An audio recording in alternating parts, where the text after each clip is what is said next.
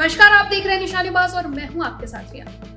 आज देश की 3 प्रमुख अदालतों supreme court, Chhattisgarh high court और मध्य प्रदेश हाई कोर्ट ने ऐसे अहम निर्णय और टिप्पणियां दी जो सीधे सीधे जनता, राजनीतिक और प्रशासन पर बड़ा असर डालने वाली है। चुनावी बॉन्ड की पारदर्शिता से लेकर दिल्ली एनसीआर के प्रदूषण संकट तक और फिर राज्यों की भर्ती आरक्षण नीतियों से लेकर व्हाट्सएप मैसेज पर एफआईआर जैसे मामलों तक आज अदालतों ने साफ संकेत दिए हैं कि कानून और संविधान से ऊपर कोई नहीं। तो चलिए एक एक कर समझते हैं न्यायालयों के ये बड़े फैसले और उनकी सख्त टिप्पणी जो आज सुर्खियों में रही। सुप्रीम कोर्ट का पहला फैसला, चुनावी बॉन्ड यानी कि इलेक्टोरल बॉन्ड्स की वैधता पर सुनाई। सुप्रीम कोर्ट ने चुनावी बॉन्ड योजना को चुनौती देने वाली याचिकाओं पर महत्वपूर्ण सुनवाई जारी रखी। कोर्ट ने कहा कि फंडिंग के स्रोतों को जानने का अधिकार मतदाता के मौलिक अधिकार का हिस्सा है। इस मामले में सुनवाई जारी रहेगी और कोर्ट जल्द ही अपना अंतिम फैसला सुना सकता है। सुप्रीम कोर्ट ने इस फैसले पर क्या टिप्पणी दी है, चलिए वो भी देखते हैं।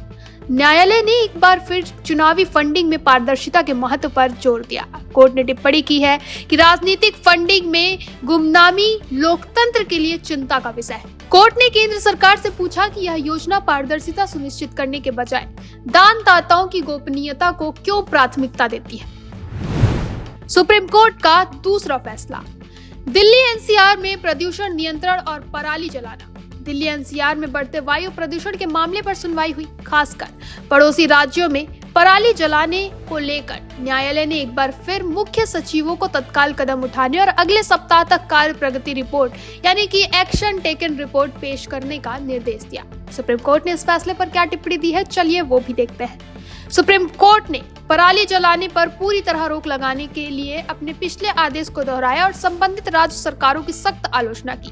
कोर्ट ने टिप्पणी की है कि वायु प्रदूषण एक राष्ट्रीय संकट है और इसे हल करने के लिए राज्यों को राजनीतिक इच्छा शक्ति और प्रभावी समन्वय दिखाने की आवश्यकता है। कोर्ट ने कहा कि सिर्फ जुर्माना लगाना काफी नहीं है, बल्कि किसानों को वैकल्पिक समाधान प्रदान करने पर तेजी से काम होना चाहिए। चलिए अब रुक करते हैं छत्तीसगढ़ हाईकोर्ट के आज के कुछ बड़े फैसले और टिप्पणियों पर। छत्तीसगढ़ हाईकोर्ट का पहला फैसला, सेवा काल के दौरान मृत्यु पर अनुकंपा नियुक्ति। एक सरकारी कर्मचारी की मृत्यु के बाद आश्रित को अनुकंपा नियुक्ति देने से संबंधित नीतिगत मामलों पर सुनवाई।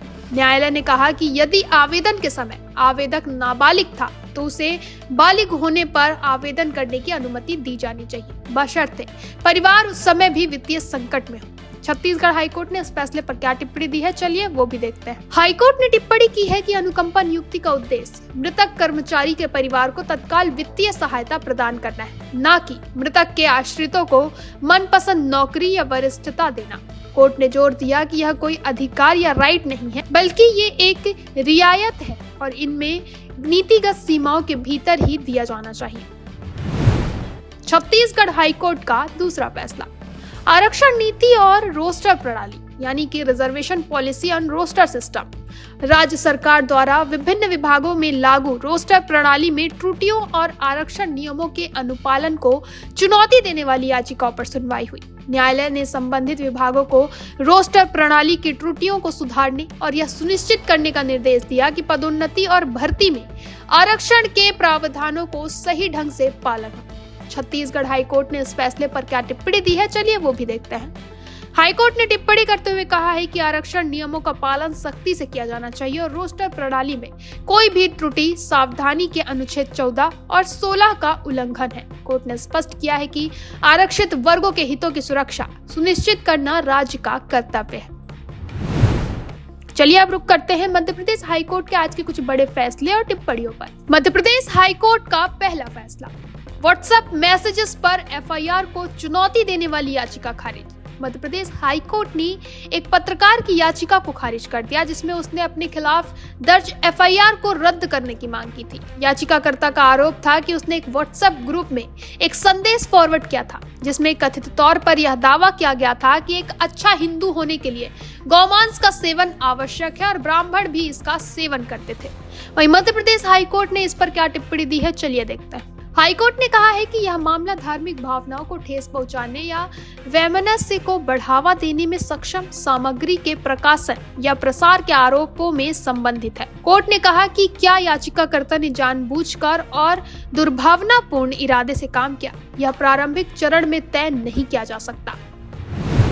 मध्य प्रदेश हाईकोर्ट का दूसरा फैसला, न्यायिक अधिकारी के खिलाफ हाईकोर्ट के आदेश पर सुप्रीम कोर्ट की रोक। यह फैसला मध्य प्रदेश हाईकोर्ट से संबंधित है, लेकिन इस पर सुप्रीम कोर्ट ने हस्तक्षेप किया है। मामला सुप्रीम कोर्ट ने मध्य प्रदेश हाईकोर्ट के उस आदेश के क्रियान्वयन पर रोक लगा दी जिसमें एक अतिरिक्त सत्र न्यायाधीश यानी कि एडिशनल सेशन जज के खिलाफ सख्त और व्यक्तिगत टिप्पणियां की गई थी और उन्हें प्रथम दृष्टया अयोग्य घोषित किया गया था।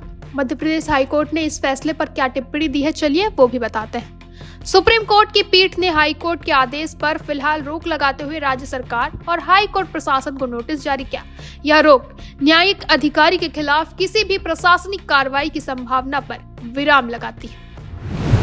तो ये थे आज के तीनों अदालतों के सबसे बड़े फैसले और उनकी अहम टिप्पणियां, जहां सुप्रीम कोर्ट ने चुनावी पारदर्शिता और प्रदूषण पर कड़ा रुख दिखाया। वहीं छत्तीसगढ़ और मध्य प्रदेश हाई कोर्ट ने सरकारी नीतियों, आरक्षण नियमों और संवेदनशील मामलों में महत्वपूर्ण मार्गदर्शन दिया।